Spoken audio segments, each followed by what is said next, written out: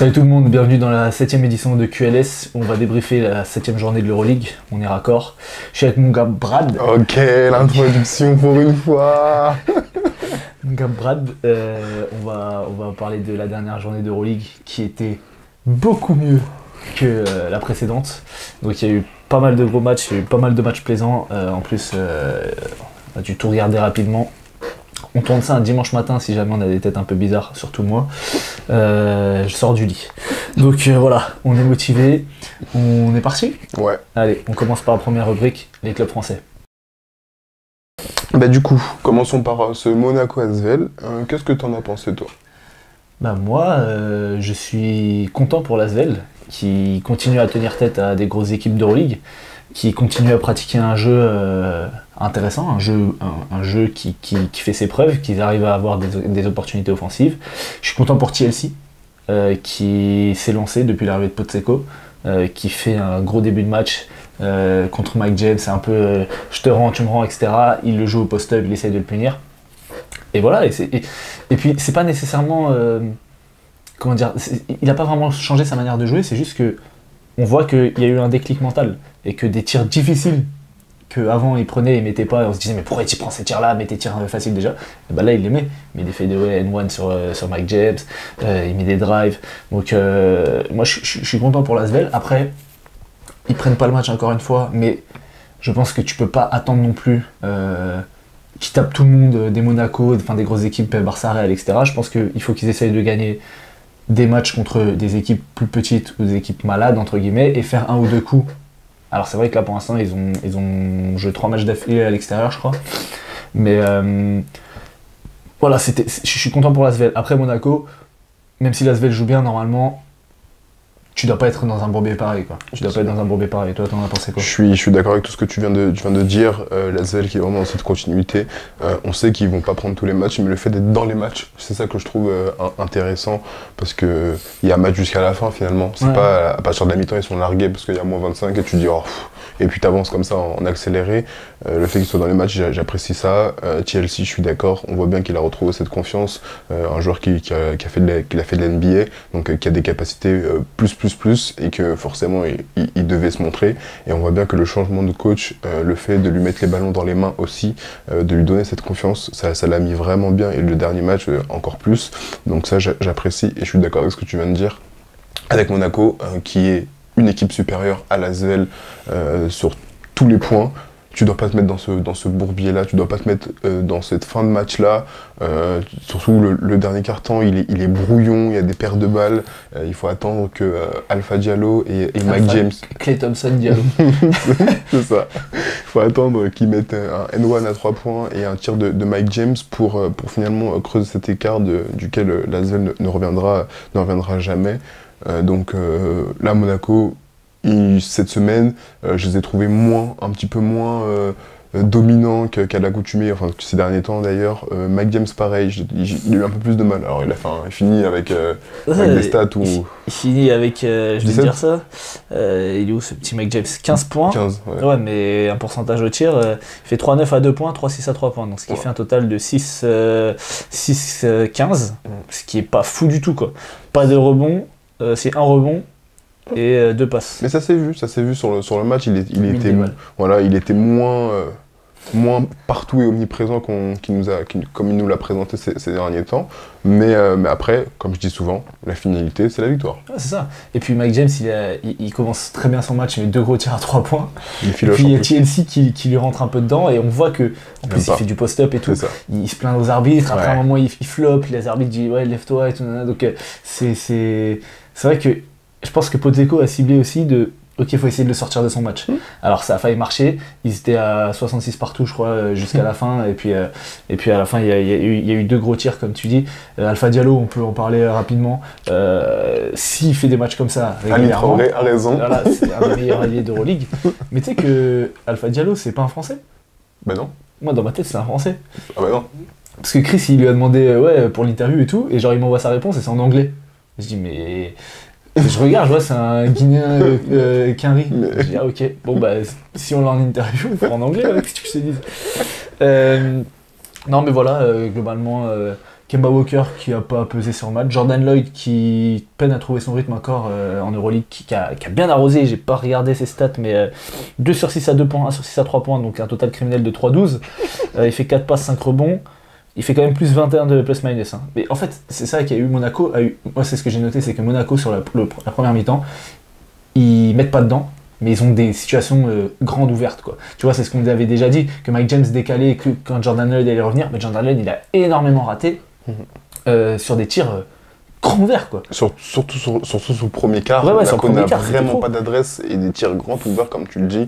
Mais bon, après, voilà, Monaco enchaîne. Ça leur fait du bien, cette victoire, une victoire de plus, hein, ça les met 4e avec, pour un bilan de 5-2, donc c'est pas mal, et la ZEL, il faut qu'ils continuent comme ça, parce que j'ai beaucoup aimé. Alors par contre, je sais pas pourquoi, comment ça s'appelle, Frank Jackson n'a pas joué. Quand t'as TLC à ce niveau et que tu fais jouer KUG, faut faire des choix, hein. Je sais pas pourquoi il a pas, je sais pas s'il était blessé ou quoi, mais en tout cas... tu fais jouer KUG, tu fais jouer Lighty, tu fais jouer TLC, c'est les mêmes postes, hein. Oui. T'as Nando, oui, mais sachant que c'est pas comme si Lighty ou KD ont été KD un peu plus d'ailleurs, mais Lighty a été performant. il est hyper performant. Et après, à l'intérieur, KD joue plus 4, donc ta rotation à l'intérieur, c'est Lovern et Fall. Fall qui a été un peu moins trouvé, qui fait quand même un bon match quand il a des balles. Très bon match d'Eli Okobo quand même, il faut le souligner. Je suis d'accord. Qui a mis des paniers quand il fallait, qui a été agressif offensivement, qui a été bien défensivement. Et voilà, je pense qu'on a fait le tour sur... Ah oui, aussi, c'est vrai que on a dit que Podzeko avait scouté Mike James et tout, mais je pense que Obradovic a vu que le changement d'intention de l'Asvel de vouloir mettre la balle à l'intérieur, et ils se sont bien adaptés parce qu'ils ont volé un nombre de ballons sur les prises de position de Geoffrey Lauvergne et de Youssef Fall, et ce qui leur a donné du jeu rapide et des paniers faciles. Bon, c'était un bon match, franchement c'était agréable, et je suis content pour l'Asvel. J'espère qu'ils vont pouvoir prendre des matchs. Il y a 2 journées la semaine prochaine, j'ai pas vu contre qui ils jouent, mais il faut espérer qu'ils puissent prendre. Attends, je vais dire ça. Avec Monaco joue les fesses, Real. Ils vont à Berlin. Ils vont à Berlin mercredi. Donc ça, c'est un match qu'il faut qu'ils prennent. S'ils continuent sur le lancer, alors à Berlin, ça sera pas facile. Et après, ils reçoivent Baskonia. Baskonia qui est pas non plus en grande forme, même s'ils ont depuis Dusko Vanovic, ça va un petit peu mieux. Mais voilà, c'est 2 matchs. Il faut au moins qu'ils en prennent un. Là, Berlin, pour moi, il faut qu'ils le prennent. Berlin surtout. Ok. On enchaîne sur le Daily Review.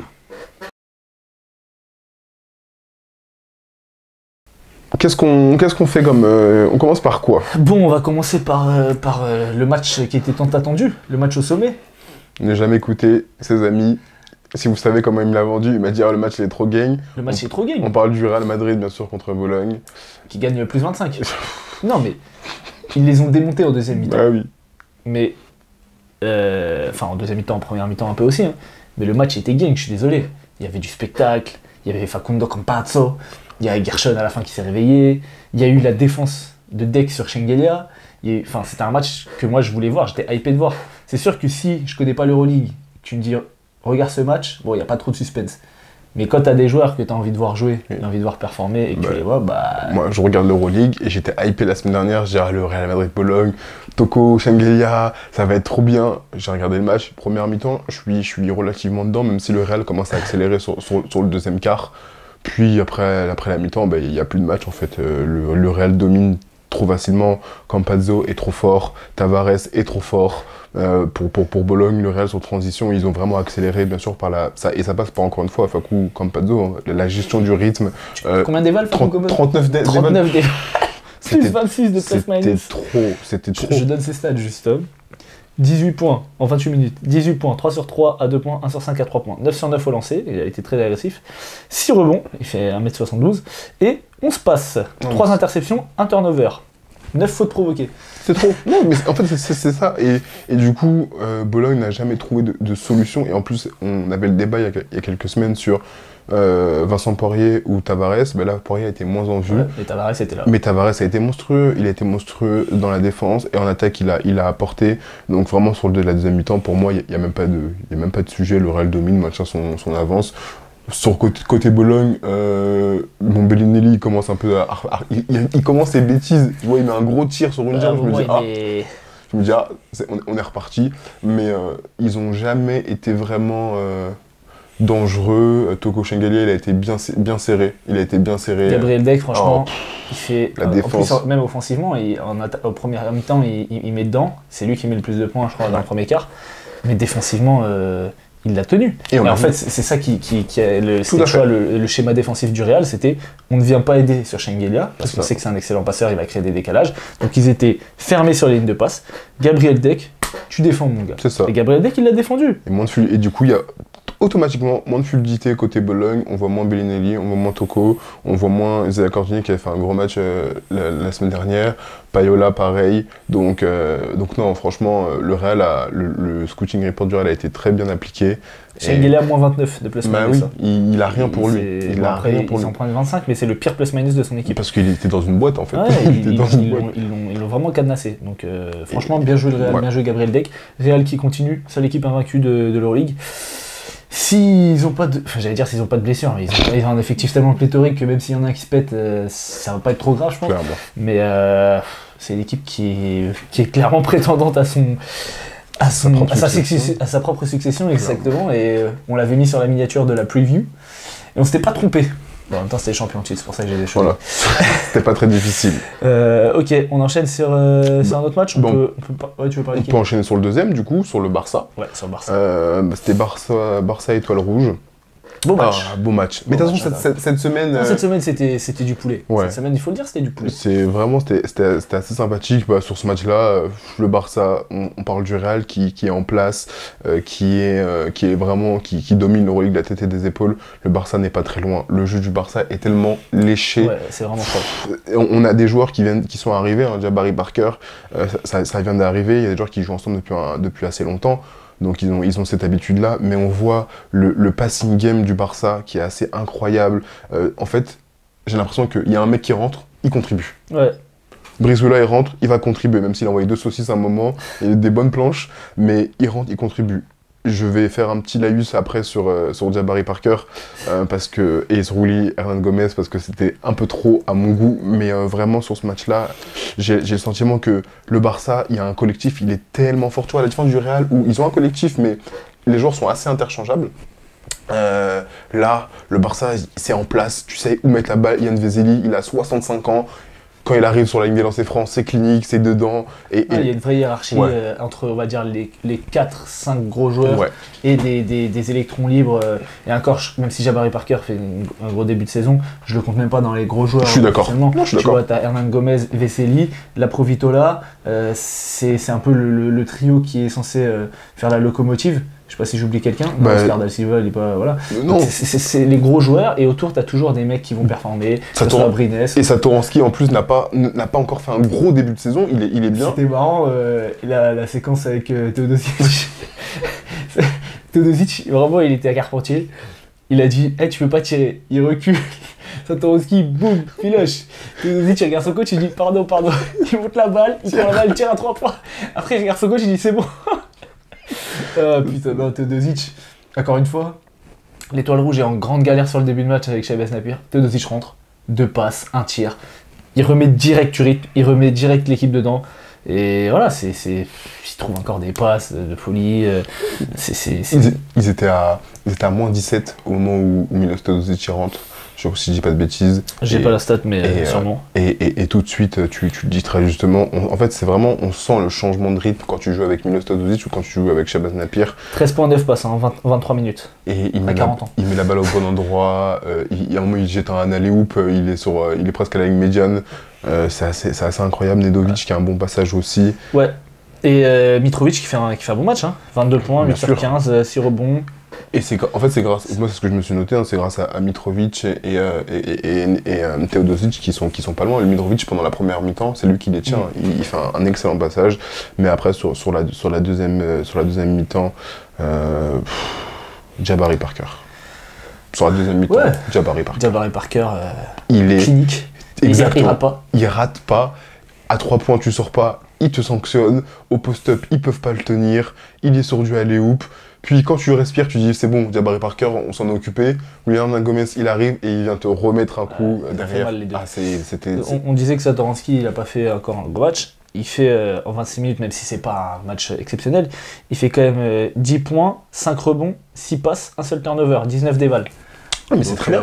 Pour un meneur, quand tu as autant d'armes offensives à côté. C'est vrai, mais surtout si tu vois le niveau de sa tendance l'année dernière et aussi son pourcentage au tir, il était exceptionnel. Là, tu vois, il est un peu plus rentré dans les rangs. Il est un peu plus rentré dans les rangs, mais c'est ce dont tu as besoin. Oui, c'est ça. Au vu de tout ce qui est. Jabari Parker à 20 points, c'est pas mal. Ouais, et donc voilà, donc le Barça qui lead sur le match, l'étoile rouge qui est pas très loin, qui revient au fur et à mesure. Je ne veux rien dire. De quoi? Ah non, tu veux parler d'un joueur? Oui, non, vas-y. Non, mais moi je veux parler d'une stat.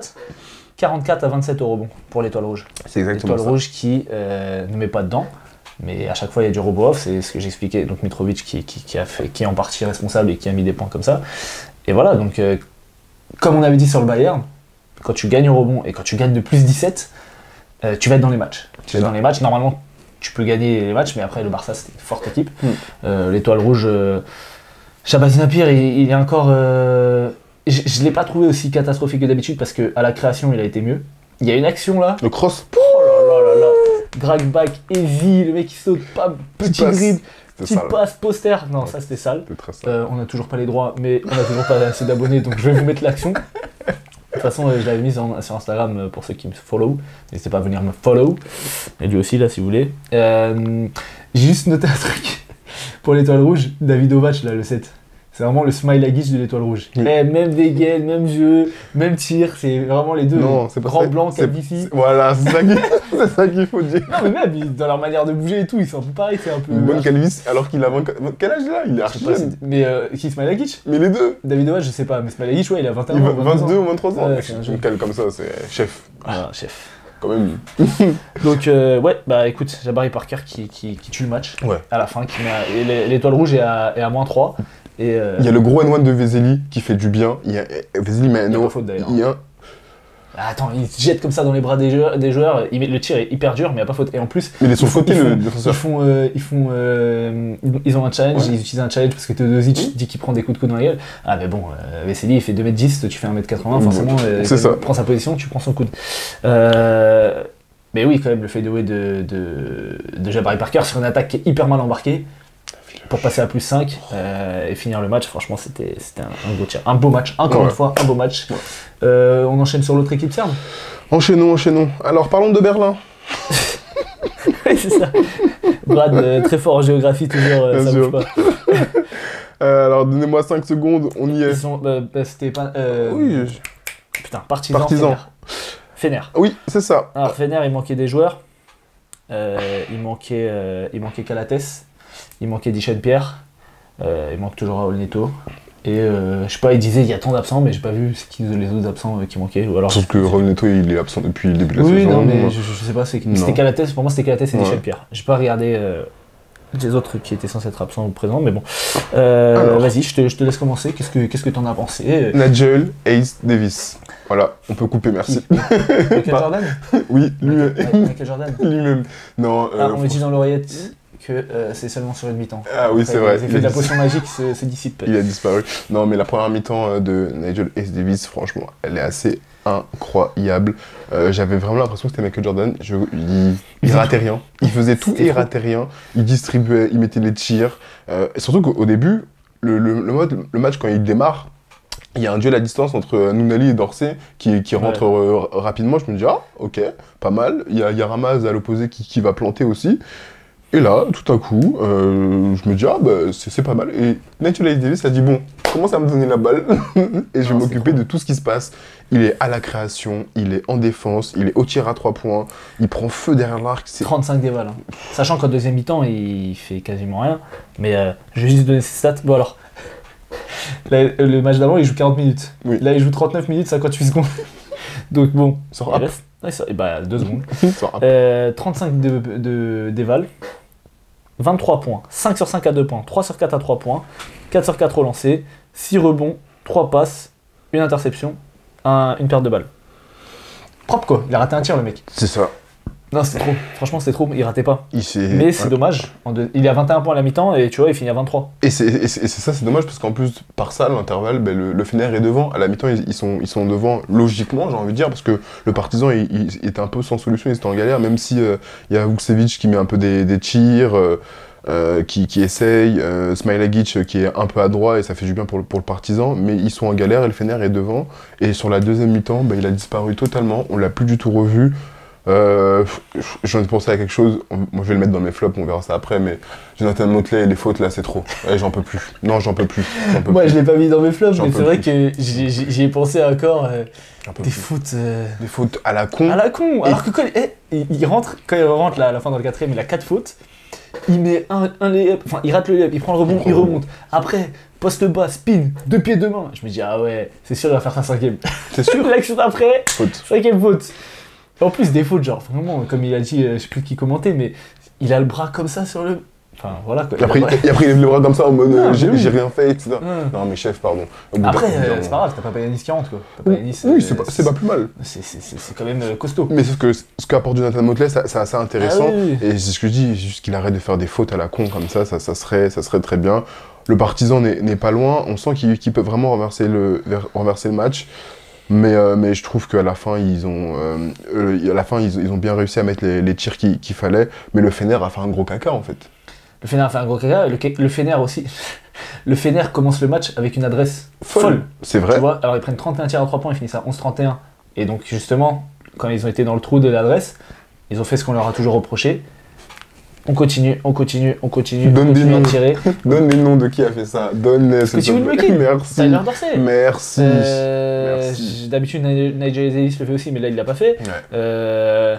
Voilà, c'est surtout ces deux-là. Will Buckin qui passe au travers. Mais voilà, et ce qui rentrait sur le premier carton, qui avait permis de prendre un peu d'écart, et bah ça les a tués parce qu'ils sont entêtés à faire ça.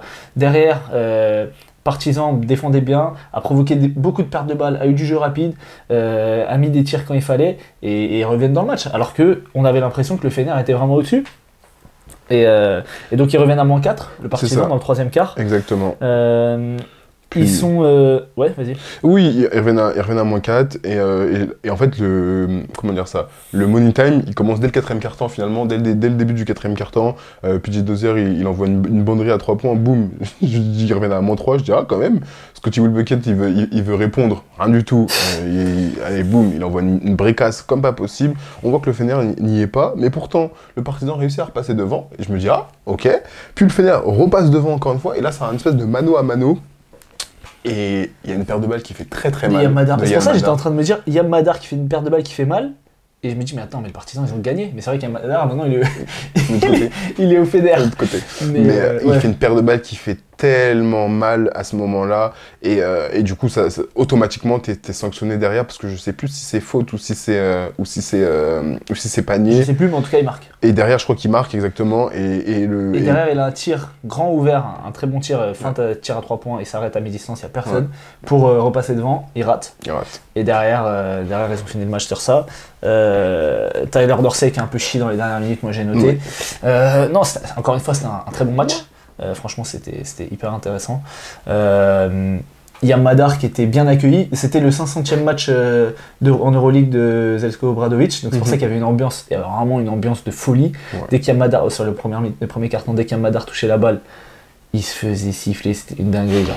Franchement, alors qu'il leur a rendu des fair service quand même, ils en ont rien à foutre là-bas. Donc voilà, donc sans punter, prendre ce match-là contre le Fener qui était à 5-1, c'est pas mal. C'est très mal. Le Fener, pour moi, est une équipe qui fait une bonne image, mais c'est un peu creux. C'est un peu creux, leur fond de jeu est pauvre, je trouve. Ça se repose beaucoup sur l'adresse extérieure. Ils n'ont pas de vrai point de fixation à l'intérieur, dans le sens où Jonathan Motley n'est pas fiable. Et je pense que contre des équipes comme le Real, comme le Barça, comme le Maccabi ou Monaco, ça passera pas. Ça passera pas pour le Fener et j'attends de voir parce que pareil, s'il y a un mec, genre s'il y a Nigel Davis qui a un pépin à un moment, ça va sentir mauvais pour eux, leur fond de jeu est vraiment pauvre. C'est trompe-l'œil. Et donc voilà, exactement, c'est le mot que je cherchais, ils sont bien classés, mais pour moi c'est un trompe-l'œil. Donc à voir. Je suis d'accord complètement là-dessus. Bon, après, on verra bien ce qu'il en est pour la suite. On peut enchaîner sur un autre club turc. Tu veux parler de qui, là? Alors, c'est vrai qu'on leur a tapé dessus beaucoup ces dernières Faut que je prenne mes semaines. notes, dis-moi. Efes Kaunas. Ok. Non, Parce que comme tu dis club turc, des fois... Alors, parlons du Maccabi. Non, je plaisante. Efes Kaunas, franchement, je vais faire un petit, parce qu'il faut pas trop pousser non plus, mais l'Efes, ces dernières semaines, c'était dur à regarder. Hein. C'était très très dur à regarder. Et j'avoue que là, la première mi-temps, bon, elle n'était pas non plus exceptionnelle, parce qu'il n'y a pas beaucoup d'adresse à 3 points, il y a beaucoup de tirs, mais j'ai aimé ce que l'Efes a proposé cette semaine. Will Clyburn, je l'ai trouvé relativement dominant sur ce match-là. Mais le joueur dont je veux mettre en avant, c'était Tyreek Jones. C'était Tyreek Jones. Un gros début de saison. Il fait un gros début de saison et il était partout pour les fesses, mais c'était trop en fait. Il est partout au rebond. Comme toi, quoi. Mon gars. On va pas revenir là-dessus, mais oui, un peu. Carnilla, j'espère que tu regardes. Efes a vraiment plutôt bien défendu, et c'est ça le point aussi que je voulais mener, c'est qu'ils se sont enfin mis à défendre sur ce match-là. Ils ont arrêté de penser qu'on allait tout jouer en attaque, que l'attaque. Et je crois Kaunas était à 26 points à la pause en fait. Et ça c'est très bien. À la mi-temps ils sont à 26 points et on connaît Kaunas avec leur folie de tir à 3 points, de jeu rapide, de transition. Là ils ont moins eu ça et je trouve que l'Efes a bien fait sur cette première mi-temps là en tout cas. Et toi, qu'est-ce que tu as pensé? Est-ce que tu as rajouté là quelque chose? Moi les Efes, je suis d'accord avec toi. Très bon début de match. J'ai noté très bon mouvement de balle. On a retrouvé Darius Thompson, moi je trouve, sur ce match-là. On a retrouvé Darius Thompson qui a trouvé des passes justement pour Tyreek Jones. Ouais. Dont une ou deux, mais il y en a une vraiment. Il prend un pic, tu sais, il est en bout de course, il est à une main, il la jette comme ça. L'autre il l'attrape, allez, Youp Thomas. Tu vois pas l'action? Je la vois plus. Je vais vous la mettre l'action, elle est incroyable. La passe elle est incroyable, franchement. Donc ça c'est vraiment le Darius Thompson qu'on attendait. Bon passeur, qui met quand même 17 points, qui a de l'adresse, qui est capable de trouver du jeu sur de la transition et tout. Donc moi il m'a fait kiffer. Kevarius Hayes qui fait aussi un bon match du côté de Kaunas. Kaunas qui va revenir dans le match au troisième quart-temps. Pourquoi? Parce qu'ils perdent des balles. Parce que les fesses perdent des balles et que de l'autre côté commence à mettre dedans. Oui, aussi. Alors, adresse, il y a de l'adresse qui met dedans. Thomas Dimsa, Roland Smith qui fait un gros match. C'est ça. Keenan Evans. Alors, du coup, ils reviennent dans le match. C'est serré jusqu'à la fin du match. Et donc là, il y a un petit duel Keenan Evans versus Clyburn. Keenan Evans qui met 2 ou 3 tirs à 3 points d'affilée. En tout cas, il en met 2. Il met 2 tirs à 3 points. Et après, il met un tir à la mi-distance aussi. Ouais. Des tirs. Sachant quand tu vois le début de match qu'il fait, tu te dis non, il a une confiance mais exceptionnelle. Parce que c'est un très fort joueur. Les tirs qu'il met. C'est un très fort joueur. Wow. Darius Thompson qui a quand même un problème depuis le début de saison, c'est une constante, c'est un problème de faute. Ouais. Et souvent il peut pas rester sur le terrain parce qu'il fait trop de fautes. Et là c'est pareil, il sort pour 5 fautes alors qu'il était à 2 fautes au début du 4ème. Donc il prend 3 fautes en quelques minutes. On parlait de Jonathan Motley, mais Jonathan Motley c'est un niveau au-dessus encore. Mais là voilà, c'est dommage quand il fait un match comme ça de mettre son équipe en péril. Clairement. Quand il est plus sur le terrain. Moi j'ai trouvé que c'était un excellent match. Ça se rendait coup pour coup, que ce soit entre Kevarius Hayes ou Will Clyburn, et puis ensuite. Pourquoi je dis Kevarius Hayes? N'importe quoi. Keenan Evans, on a compris, t'inquiète. C'est le cas. Et puis quand on en a besoin, il y a le patron, on va dire, de l'Efes qui a... Coucou Shane Larkin. qui a sorti sa tête de sa boîte. Il a envoyé une filoche, le tir. Il envoie la filoche, le side step là, à 3 points, bien dur. Et derrière il met un lay-up... bien haut. Ouais, un pied sur un appui. Haut. Donc pour finir le match, ça allait en prolongue, c'est ce match-là? Oui. Ouais, ça allait en prolongue, c'est ça. Donc... pas mal pour les fesses. Non, pas mal. C'est bien, en plus ils prennent un match. Par contre, les Zalgiris, ça commence à être chaud. On reviendra dessus un peu. Mais là, ça fait la 3ème défaite d'affilée pour une équipe qui avait bien commencé la saison. Oui, ils ont bien. Après, la difficulté avec le Zalgiris Kaunas, c'est ce qu'on a dit sur ce début de review avec eux, c'est l'adresse. C'est une équipe qui vit et qui meurt par l'adresse à 3 points, et on l'a très bien vu, c'est-à-dire que sur la première mi-temps, ils sont en difficulté, il y a plus 12 pour l'Anadolu Efes à la mi-temps, parce qu'il vit et meurt par le tir à 3 points. Et comme en première mi-temps, ils ne mettent rien du tout, en tout cas très peu, ben derrière, ils sont en difficulté, ils ont peu d'alternance dans le jeu, la balle va pas tant que ça à l'intérieur. Sur la deuxième mi-temps, dès le troisième quart, ils commencent à mettre dedans, etc. Thomas Djimsa, il commence à mettre des tirs, et tout le reste, comme Roland Smith, il continue à mettre des tirs, ben, automatiquement, Kaunas a des ouvertures, et là, ils reviennent dans le match. Et je pense que la difficulté, elle est là, c'est que tu peux... être une équipe qui joue beaucoup la transition, tu vois, Victoria va beaucoup jouer la transition, va beaucoup jouer sur le tir, mais avoir cette alternance. Ouais. Et c'est ça, c'est ce qui, je trouve, c'est ce qui leur manque côté Kaunas, et c'est là la difficulté qu'ils ont, et ça s'est encore vu sur ce match-là. Hein. Ouais, bah écoute, va falloir, s'ils veulent continuer à être dans les équipes surprises, va falloir qu'ils se réveillent parce que là c'est un peu compliqué.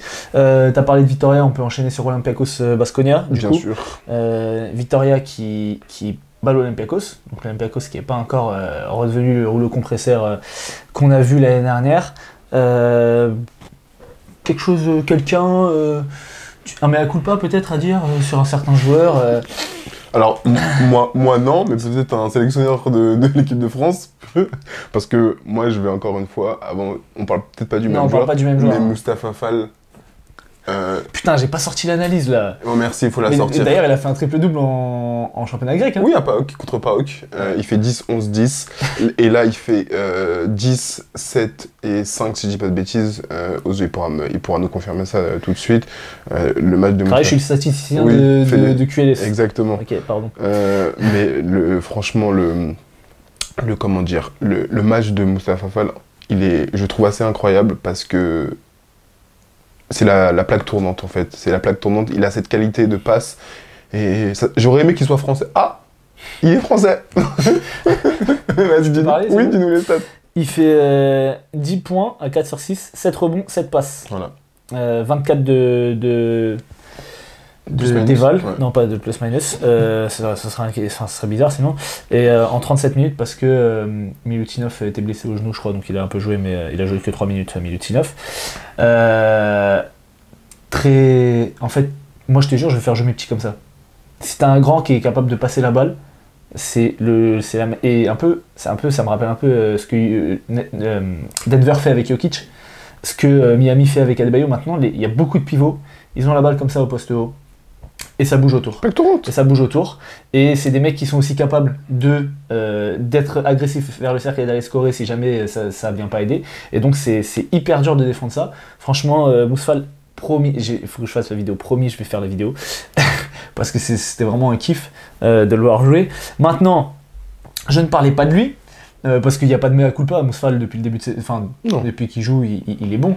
Non, je parle d'un certain joueur américain. On va pas faire de mea culpa sur Marcus Howard, ça y est. Mais non, c'est pas lui. Il a été nul lui. Je te parle pas de Marcus Howard. Il y a pas un mec qui met un tir pour la gagne. Ou peut-être t'as oublié parce que c'est vrai qu'il y a beaucoup de matchs, mais. McIntyre ? Ouais.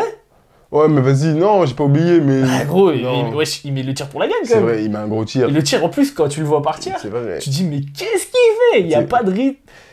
Un tir bizarre, ça. Non, c'est vrai qu'il met un gros tir. Mais couillasse, mon gars. Non, c'est vrai, il met un gros tir. Mais en fait, c'est que pour moi, c'est pas. Il met ce gros tir-là, mais comment dire, Shima Moneke, en fait. Non, bien sûr. On peut faire étape par étape. On vient de rentrer dans le match. C'est vrai que Shima Moneke, MVP du match. C'est ça, en fait. Il fait 20 points, 4 rebonds, 2 passes, 28 d'éval. 6 sur 7 au tir, 2 sur 2 à 3 points, 2 sur 2 lancés. Propre. Avant le début de cette 7ème journée, c'était le 4e meilleur marqueur de l'Euroleague. Je sais pas si ça a bougé dans l'entretemps. Il a mis 20 points, donc il était pas à 20 points de moyenne, donc ça a dû augmenter. Il était à 17. Ouais, donc là ça a dû encore augmenter. Donc c'est franchement, l'année dernière il était en difficulté dans le système, pas lui en tant que joueur, mais dans le système de Monaco. Là c'est un autre joueur. Là c'est un autre joueur. À Monaco, on lui demandait d'être Donta Hall. C'est ça. De prendre des pics, de rouler, de prendre des alley-oops. Là maintenant il... Quand tu vois, le gars il prend des step back à 3 points, il joue vraiment comme un poste 3. Ouais. C'est un poste 3. Il joue comme Jabari Parker. Et franchement c'est kiffant de le voir jouer. En plus il a de l'énergie, il met des tomards, il met des tirs et tout. Non franchement c'était kiffant. Tu parlais de Marcus Howard, on peut en parler, hein. Encore une fois, une performance nulle. Il met quelques tirs, mais franchement voilà, c'est toujours pareil, une sélection de tirs catastrophique. Il finit à 11 points, 0 sur 4 à 2 points, 2 sur 6 à 3 points, ce qui fait un total de 2 sur 10 au tir. 2 passes voilà, moins 12 de plus minus alors que son équipe gagne. Rien de bien folichon. Hein. Pourquoi tu rigoles comme ça? Parce qu'en fait, je me dis, il a pas de conscience. À un moment, il se dit pas, vas-y, non, là, faut que Non, j'arrête. mais moi, je t'ai dit, je vais pas redire. Mais si t'es. Alors, pas tismé, mais si t'es. Je sais pas. Non, on a déjà eu ce débat. Voilà. mais c'est. Et là, ils ont pas. Ces joueurs-là, Ah, putain. Tyler Dorsey, Marcus Howard et Carson Edwards, dont on va parler après, ils n'ont pas de conscience, comme tu dis. Ils sont là pour tirer. Ils ratent, ils en ont rien à foutre. Ils sont là pour tirer. Comme Alfous hier contre Charenton, il s'en bat les couilles, frère.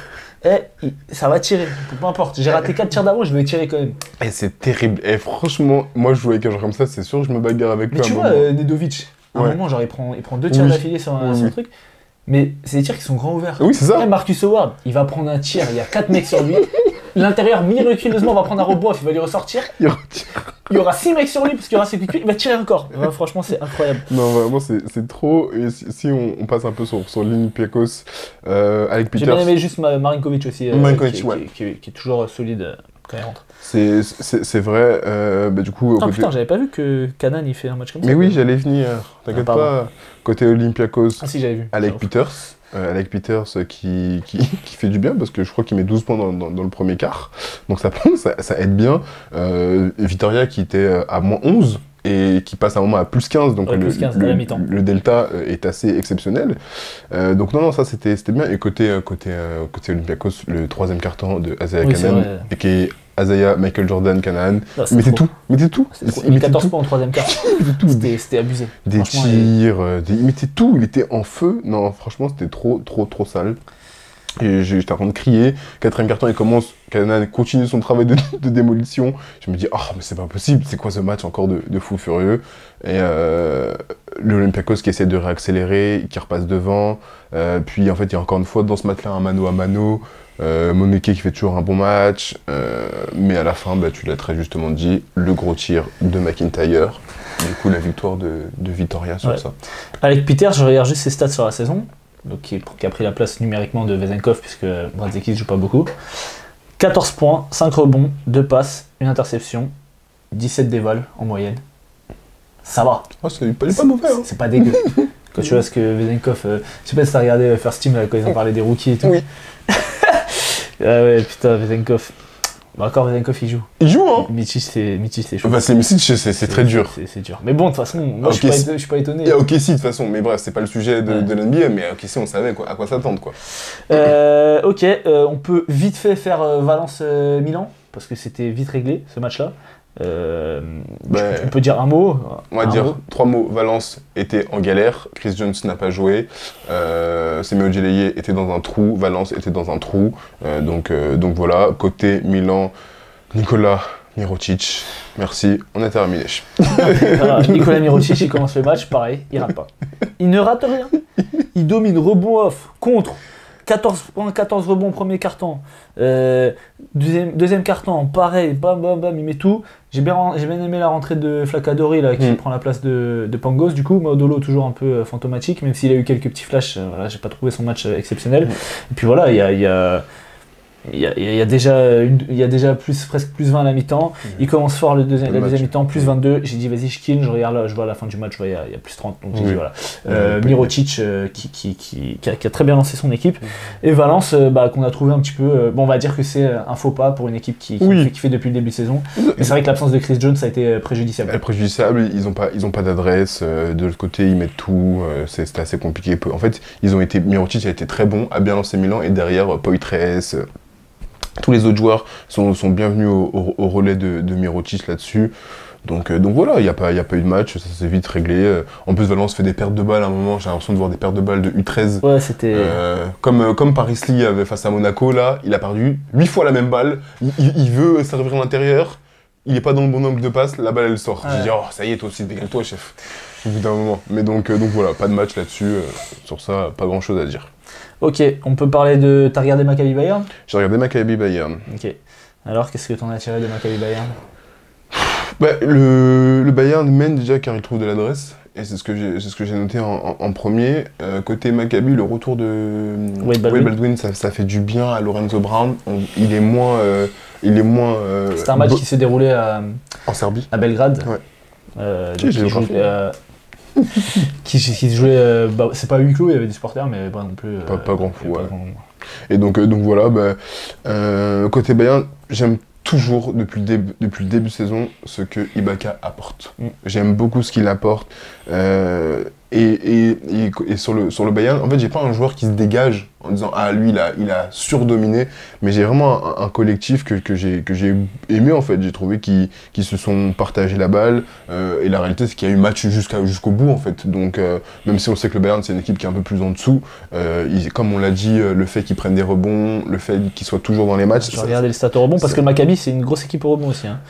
24 pour le Maccabi, 29, il gagne encore la bataille des rebonds. Donc ils perdent des matchs, mais ils gagnent toujours la bataille des rebonds.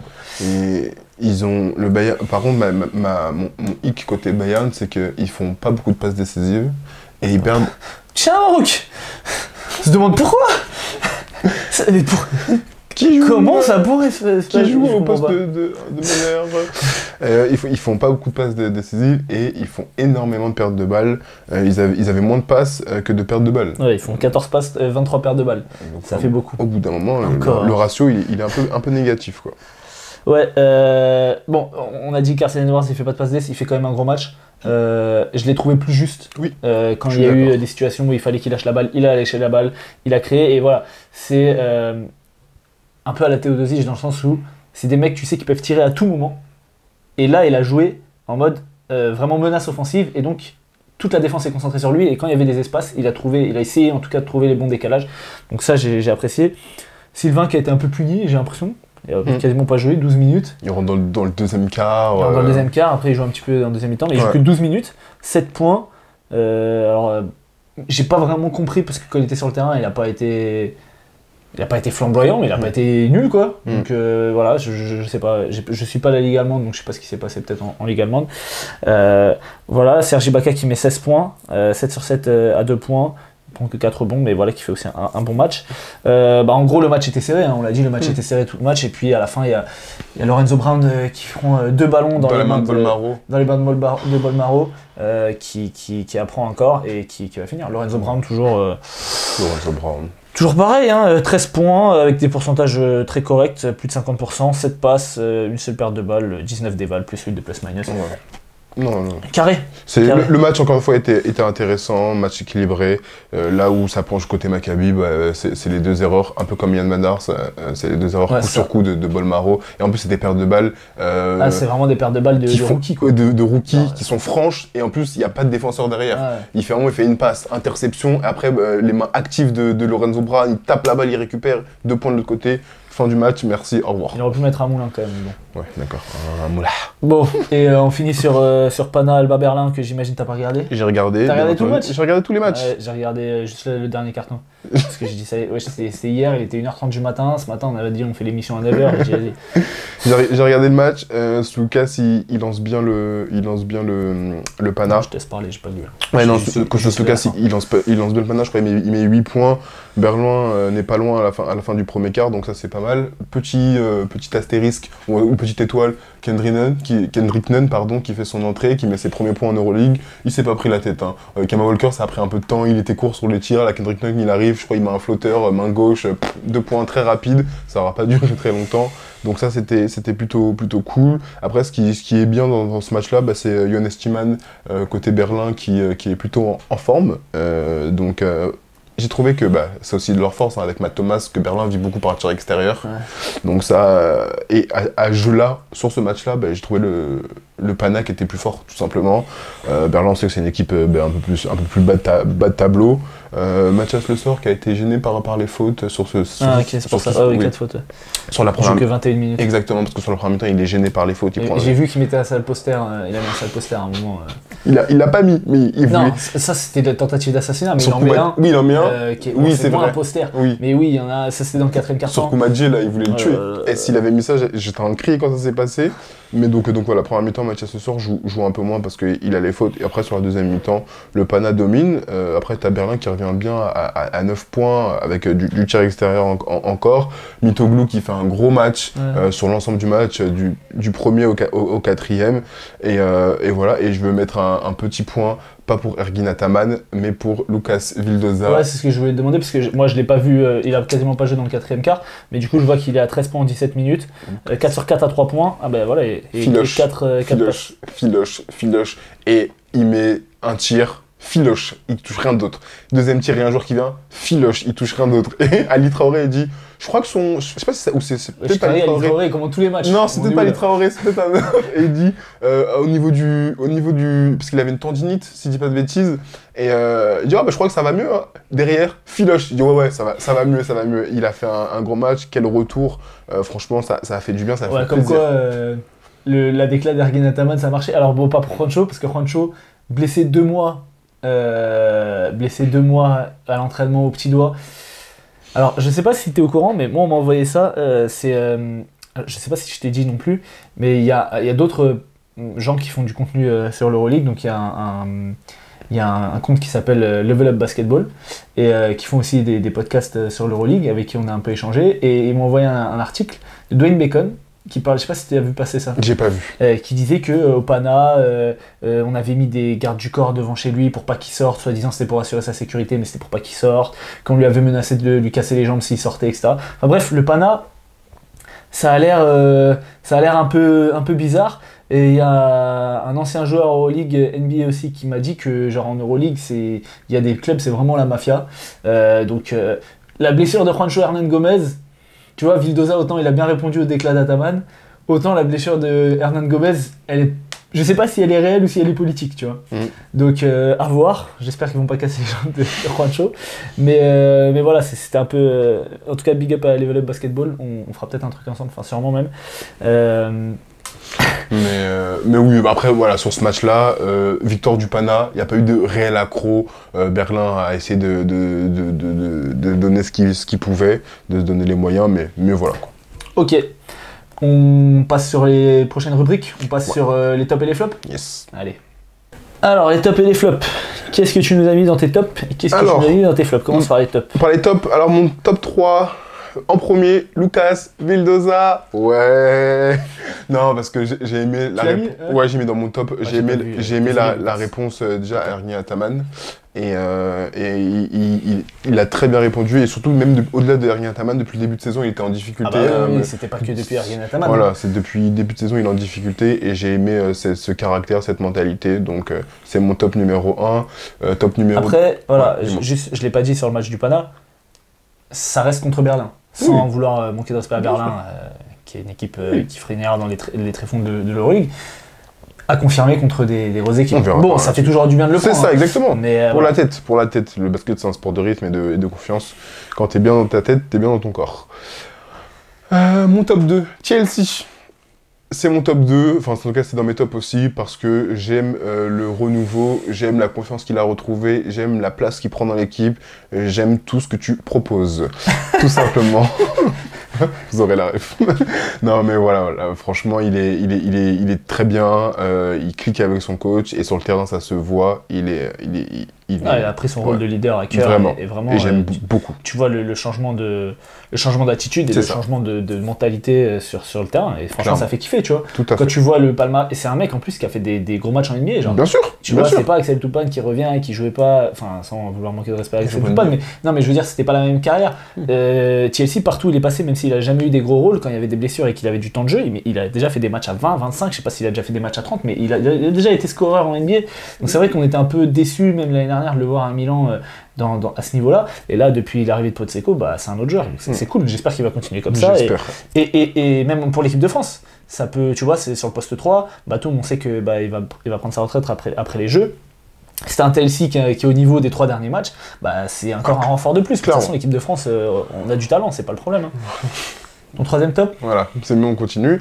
Jabari Parker, parce que Jabari Parker, depuis qu'il arrive en Euroleague, il s'est très vite acclimaté au jeu européen Il a mis un match. et au jeu du... Enfin non, il a mis une mi-temps, je crois, Voilà. en Euroleague. Et au jeu du Barça. Il s'est acclimaté au jeu européen et au jeu du Barça.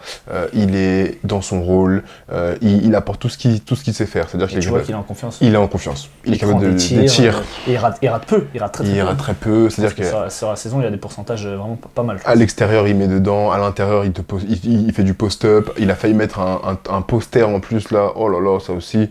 Non, franchement, Jabari Parker fait partie de mes tops, j'aime beaucoup. Alors attends, je vais donner mes tops. Moi j'ai mis Podzeko. Okay. J'ai mis Podzeko parce que pour moi, il est grandement responsable du renouveau de l'ASVEL sur les 3 derniers matchs, même s'ils font une victoire, 2 défaites. Les 2 défaites, ça n'a rien à voir avec les matchs qu'on avait pu voir sur le début de saison où ça se mangeait des moins 40, où ça repliait pas défensivement. Le match, je me souviens du match contre le Partizan, c'était vraiment catastrophique. Donc voilà, Podzeko qui a réussi à réinventer son équipe. C'est pas facile, en cours de saison, il est arrivé, ça s'est fait très vite, et tu vois tout de suite son empreinte. Il y a encore l'effet, je pense, tu vois, le déclic qui vient d'arriver. Donc même s'ils perdent, je pense que les joueurs voient quand même que ça va mieux. Il y a eu quand même une déclat de Geoffrey Lauvergne apparemment qui était pas trop content, donc je n'ai pas approfondi, mais parce qu'en championnat ils ont perdu. J'espère qu'ils vont continuer et qu'ils vont pas se frustrer par des défaites contre Monaco, qui est une équipe qui a fait 3ème d'Euroleague l'année dernière, et que voilà, ils vont continuer à prendre confiance. Mais merci Podzeko pour ça. J'ai mis Gabriel Deck et le Real, parce que Gabriel Deck a tué le MVP du mois d'octobre, Tornike Shengelia. En défense, il l'a lockdown franchement, et ça a tué tout le plan de jeu de Bologne. Et donc pour moi, et le Real, parce que le Real est toujours invaincu à 7-0 et que c'est une équipe qui est hyper forte collectivement. Mais Gabriel Deck fait un gros match, gros match. Et tu sais que si t'éteins Shengelia, tu te donnes de fortes chances de gagner le match. Et aujourd'hui, moi, je veux lui donner lui rendre ses fleurs. Enfin, c'est l'expression en anglais, mais parce que c'est lui le premier responsable de tout ça. Et donc bravo Gabriel Deck, mais s'il te plaît, va chez le coiffeur. Box. Donc j'ai quelle coupe? Allez voir la coupe de cheveux.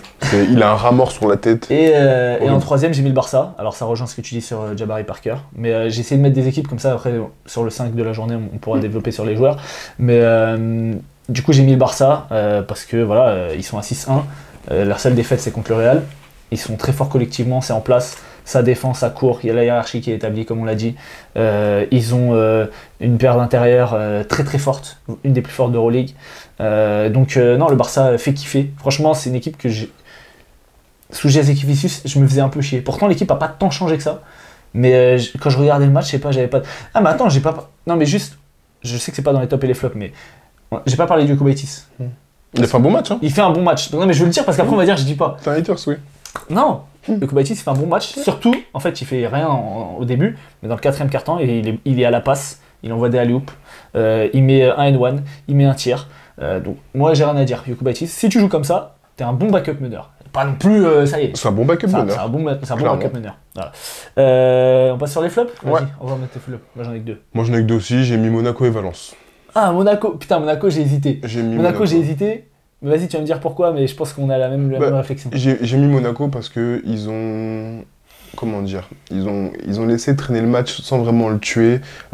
Côté intensité, il y a eu un peu plus de mal. Je dis pas qu'ils doivent détruire l'ASVEL, c'est pas ce qu'on dit, mais ils sont supérieurs à l'ASVEL. Monaco vise le top européen et ils ont fait un Final Four. Ils sont pas au niveau de l'ASVEL, il y a une classe d'écart. Et là, sur ce match-là, j'ai moins aimé l'attitude, j'ai moins aimé ce qu'ils ont proposé, même si individuellement, il y a des joueurs qui ont fait des très bonnes choses.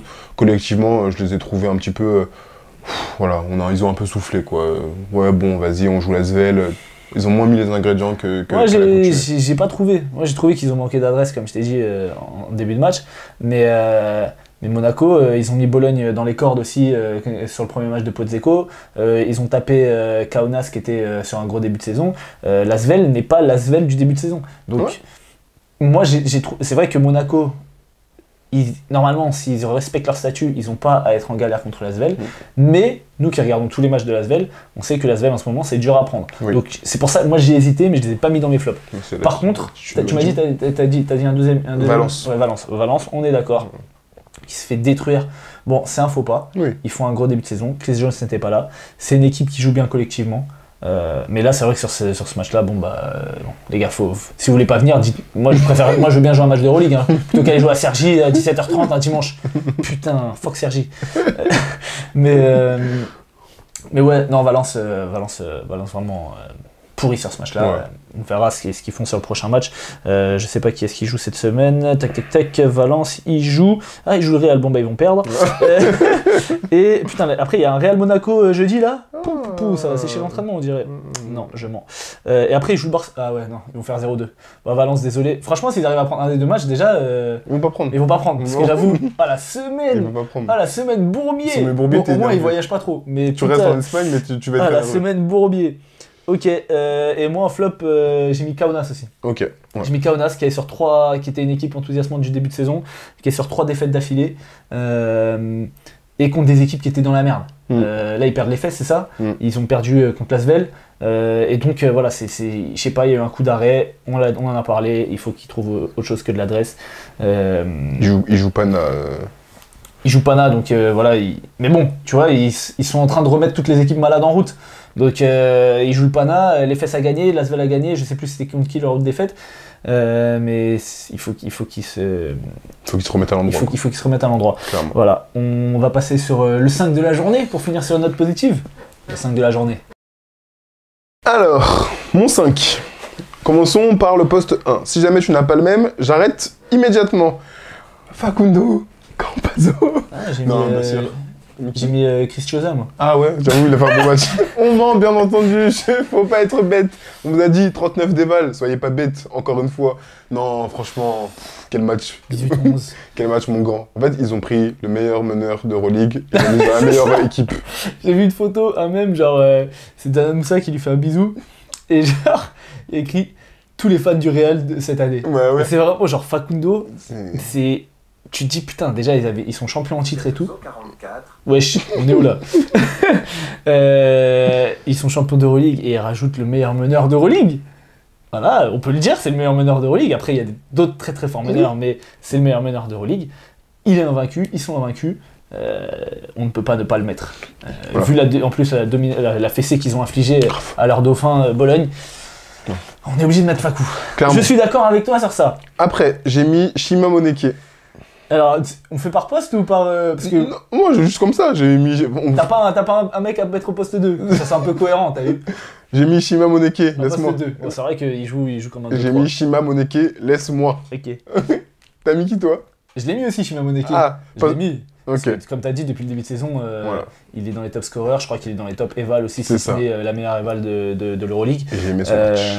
Hein? Et j'ai aimé son match encore une fois. Ouais, non, voilà, il performe, mais franchement, ça fait kiffer. Tu te dis, c'est dommage que Monaco ait pas pu garder un joueur comme ça. Après, quelle place il aurait eu dans l'effectif avec tous les arrières manipulateurs de balles qu'il y a, voilà. Mais ouais, je suis d'accord avec toi, Shima Moneke, mais moi je l'ai mis sur le poste 3 parce que j'ai mis un autre mec au poste 2. Parce que bon, Shima Moneke, on l'aime bien, mais bon, c'est pas un poste 2. T'as mis qui sur le poste 2? J'ai mis Alpha Diallo. Bon, j'avoue, c'est un 3 aussi. Quelle cohérence. Non, mais bon, Quelle Shima cohérence. Moneke, il a déjà joué 4. Alpha Diallo, il joue rarement 4 quand même. Quelle cohérence. Là, j'ai mis Alpha Diallo. Tu l'as mis aussi ou pas? Je l'ai pas mis. Après, il y avait beaucoup Il y avait trop de choix. C'est pour ça on a dit la journée d'Euroleague, c'est bien parce qu'il y avait beaucoup de performances. Il y avait trop de choix. offensives et c'est ça qui attire l'œil. Même si Gabriel Deg a fait une grosse performance défensive. Alpha Diallo, il met que des 3 points. Hein. Il fait 22, je crois, 22 points. Il fait 6 sur 9 à 3 points. Donc 6 3 points. 6 x 3, 18. Non, il met 19 points, je crois. Je vais aller regarder tout de suite. Il met 19 suite. points. Et il met le lancer sur le N1 à la fin, là, le tir à 3 points qu'il met avec la faute pour gagner le match. Donc il a combien? Il met 21. 21. Ouais. Ah, il a mis un tir à 2 points. Ouais. Et il a mis une contre-attaque. Ouais, il a mis une contre-attaque. Donc voilà, gros match. Toujours présent défensivement. Mais cette fois-ci présent dans l'adresse. Voilà, bon, il ne mettra pas 6 tirs à 3 points à tous les matchs. Mais ça fait du bien. Et puis il les a enchaînés en plus. Du coup, c'est qui toi ton. Nicolas Mirotic. Ouais, mais je l'ai mis à l'intérieur. Merde. Ça y est, non, ça y est. C'est Nicolas Mirotic, parce qu'on en a parlé déjà tout à l'heure, ce qu'il a fait en première mi-temps, et surtout au premier quart-temps. Il faut voir les tirs. Les tirs qu'il met. Mirotic, c'était trop. Le premier tir qu'il met, c'est Nicolas Mirotic, voilà, il est dans son match, ok. Il met un tir à un moment, le mec, elle est 2 mains devant, une filoche de l'espace. Je dis, mais c'est trop grave. On sait, hein, c'est un ancien MVP d'Euroleague, il est trop fort, on a l'habitude, ce qu'il faisait l'année dernière au Barça, on n'est pas surpris de son niveau. Mais quand on regarde les matchs et qu'on voit cette capacité à enchaîner les tirs, il est trop monstrueux. Ouais, non, franchement, moi Mirotic, je l'ai mis aussi. Moi, je le mets poste 5 parce que j'ai pas de 5. Mais ouais, il a pas fait des stats de fou furieux sur ce match-là, même s'il met 14 points et 4 bons sur le premier quart. Mais parce que bon, il y avait plus 22 début de troisième, donc je pense qu'il a moins joué aussi. Mais voilà, quand il joue comme ça et que son équipe suit. Ah putain, c'est vrai qu'on n'a pas parlé du criminel Seven Shields aussi. Mais voilà, Milan est une autre équipe, donc c'est bien. Akrarek, tu connais par cœur, tu fermes ton PC. C'est qui le dernier, moi, je vais dire c'est qui le dernier. C'est Jabari Parker. Moi, il m'en reste 2. Ah oui, parce que j'ai mis Mirotic aussi. Jabari Parker, on en a parlé. 20 points, une efficacité de fou. Le tir de la gagne pour le Barça. Début de saison, on a dit qui était même pas si compliqué parce que le premier match, quand il rentre dans le match, je me souviens, on avait parlé pendant du débrief, les 3 premiers cartons, donc je disais désolé, problème de surchauffe de l'appareil. Du coup, Jabari Parker, on avait dit sur le premier match qu'il avait du mal à trouver son rythme et puis qu'il y a eu 10 alley-oops d'affilée sur le 4e carton et depuis voilà, il s'est mis en confiance. Il arrive à mettre des tirs et il est hyper important pour le Barça. Ton dernier top? Moi j'ai Jabari Parker aussi dedans et le dernier Willy Hernan Gomez parce que il est trop fort, parce que la paire d'intérieur Parker Hernan Gomez ça fait trop mal que derrière quand tu sors Vesely, on aurait pu le mettre, mais quand tu sors Vesely, derrière t'as Hernan Gomez. Les équipes adverses elles souffrent parce que en plus il est trop fort, il a des mains. Tu dis vas-y au poste. Il joue, il a main droite, main gauche, puis il s'écarte, il met à 3 points, il met des fadeaway. En fait, à un moment, c'était Kobe pendant le match, j'ai dit, vas-y, c'est trop. Donc, non, franchement. Tu souffles, sauf quand ta raquette, c'est Deck, Yabusele, Poirier, Tavares. Là, ça va. On a déjà dit, on parle de toutes les équipes sauf le Real. Eux, ils trichent, c'est pas pareil. Ils ont 8 équipes en une seule, donc ça ne compte pas. Et donc voilà, après, petite mention spéciale, Isaiah Canaan, Nigel Hayes Davis, que j'ai voulu mettre, et Mustapha Fall en mention parce que voilà. Il méritait. Il mérite. Ok, bon bah c'est tout pour cette vidéo. J'espère que ça vous a plu. On continue la semaine prochaine, il y a 2 journées, donc bon, je pense pas qu'on va faire la vidéo après la première journée, parce que bon, ça y est, hein, on a des travails, comme on a dit. En tout cas, merci d'avoir suivi, n'oubliez pas de vous abonner, ça fait plaisir, ça monte et tout, la chaîne commence à grossir, donc c'est cool. Likez surtout, parce que vous connaissez l'algorithme YouTube, commentez. Il y en a des fois, ils commentent, vous commentez sur Instagram, je m'en bats les couilles d'Instagram, commentez sur YouTube. Vous avez tous des comptes Gmail, abonnez-vous, commentez, voilà. Et à la semaine prochaine pour de nouvelles aventures. Ça va péter!